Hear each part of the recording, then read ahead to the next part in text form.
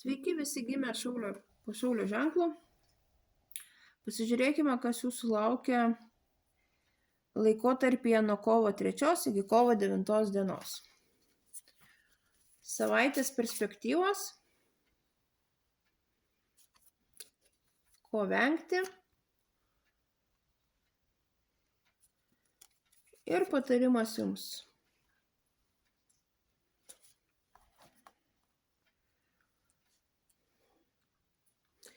Šią savaitę Šaulių laukia daug pagundų.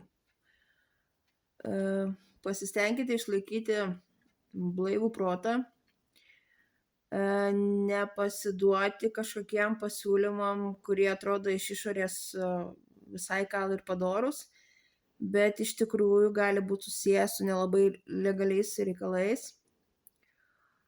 Iš kitos pusės galit gauti nemažas pinigų sumas. Neaišku, kokia jų kaina bus, bet tiesiog velnias jūs gundys. Galbūt, jeigu turit kažkokių tai priklausomybių, jos šiuo laikotarpiu gali labai stipriai paaštrėti ir sustiprėti. Ko vengti? Venkite per didelio noro kritikuoti, nebūkite pernelyg šalti ir nepraraskite atjautos.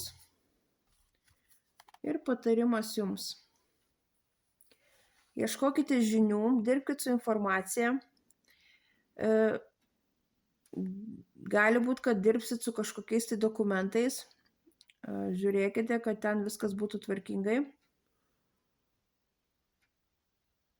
Kaupsite žinias, galbūt eisite kažkur tai mokytis.